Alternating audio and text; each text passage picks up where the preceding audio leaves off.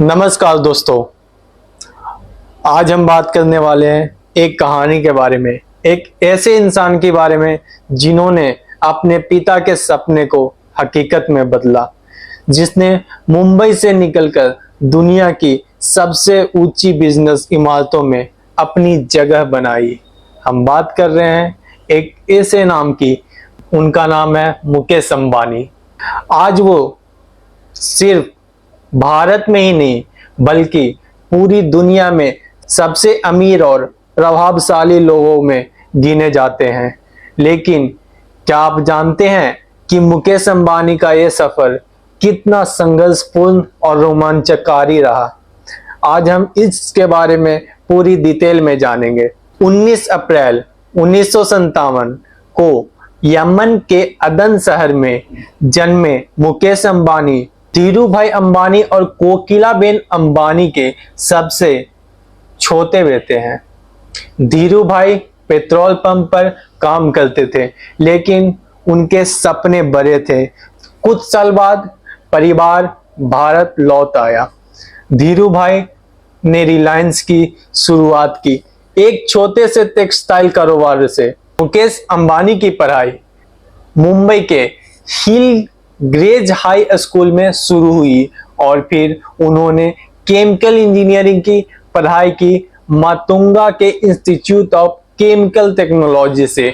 इसके बाद Stanford university गए एमबीए करने, लेकिन पिता के बुलावे पर पढ़ाई अधूरी छोड़कर भारत आ गए।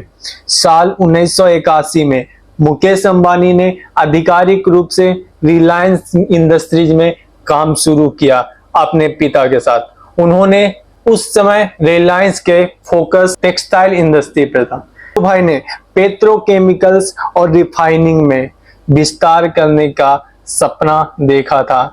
मुकेश ने इसे सच कर दिया। उन्होंने भारत की सबसे बड़ी रिफाइनरी जामनगर रिफाइनरी बनाई, जो आज 6,07,000 बैरल प्रतिदिन की क्षमता के साथ दुनिया की सबसे बड़ी रिफाइनरी है।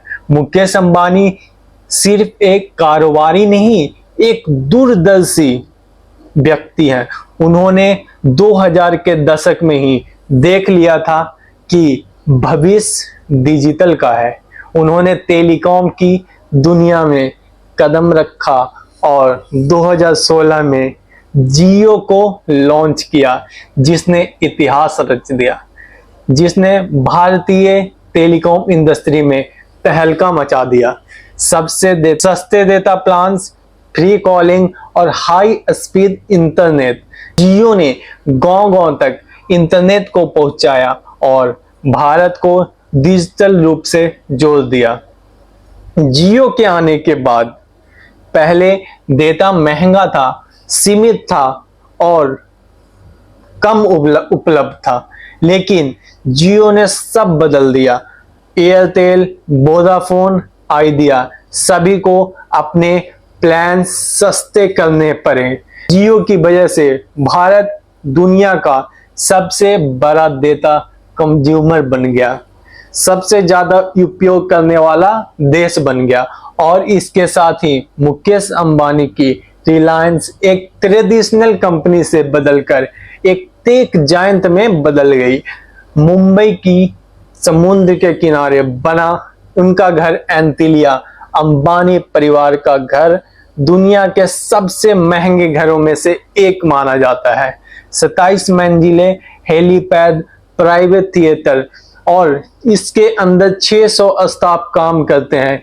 यह सिर्फ घर नहीं, एक पूरा का पूरा महल है। मुकेश अंबानी की शादी नीता अंबानी से हुई, जो एक सामाजिक कार्यकर्ता रिलायंस फाउंडेशन की चेयरपर्सन है। उनके 3 बच्चे आकाश, ईसा और अनंत हैं। अब बिजनेस में उनकी मदद कर रहे हैं।